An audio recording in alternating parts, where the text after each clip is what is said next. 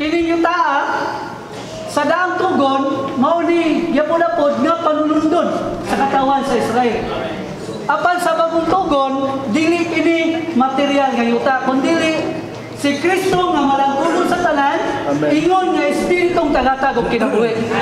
Kining espiritu naa sa atong sulod sa matag usa.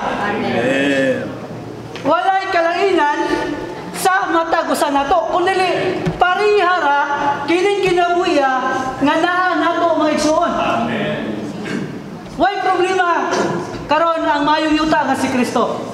Ang problema nato karon naa sa atong side.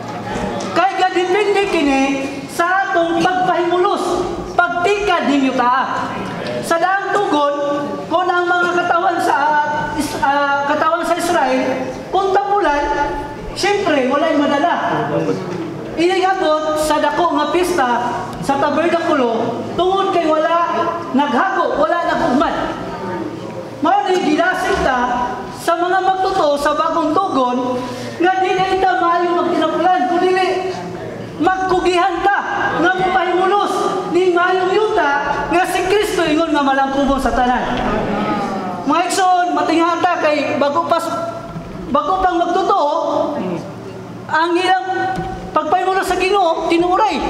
Mao na pagdala sa panaos panagkatigom dato kayo. Wala gabasi karaan man ta kung bago man ta sa iglesyanong kinabuhi kundi nagbase ni kung unsa ta nagpahimulos si Kristo ingon nga mayong yuta. Maigsoon dili ra sa mga kini agig pagdasig natong tanan. Nga sa tuyo inoon sa to kasinatian mumatatag sayo mupahimulos sa imar kung tinuod ta nakatandog sa pulo nakapahimulos ta tibok adlaw. Malipayon kay ilmo ang imong tibok adlaw. Walay tanga, walay langaw maka tandog imo. Tungod kay nakapahimulos man ka kayo ni Kristo. Amen. Tay panahon nga lagi Marta. Ganaw na ka sa tong dumagon. Dugmuna ta sa tong trabaho sa panimalay, ganaw na ta sa trabaho. Lain-lain nga sitwasyon. Bisag basa ta kay marunong na wala na patumong. Diha gyud sa tulo.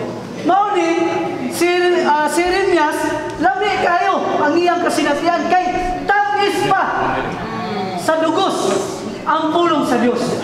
Lami unta pod nga ingana ang atong masinatian.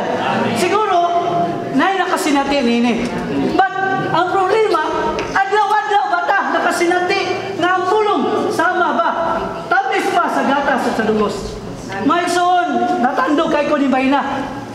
Nga naman, kaya atong sa kausay, kulang pa yun nga magtinuod mupahimulos si Kristo ingon nga malangkubo sa tanan. Agig pag-asig na tanan, dita, gingon dita mulantaw sa atong kaluyahon, sa atong sitwasyon, atong kahintang sa atong misyanong kinabuhi. Kung mulantaw ta, siyempre, way labi nga muduos pulong. Kung mututok ta ni Kristo, mulantaw ta ni Kristo, ingon nga itong bagang kitin sa daang tugon. Lami, kaayod yun ang pulo. Mauni, salamat sa grasya kalos Ginoo, ginasig ta tanan, mupahimulos sa yuta. Nga malangkubon sa tanan, ingon si Kristo nga mayong yuta mga igsoon.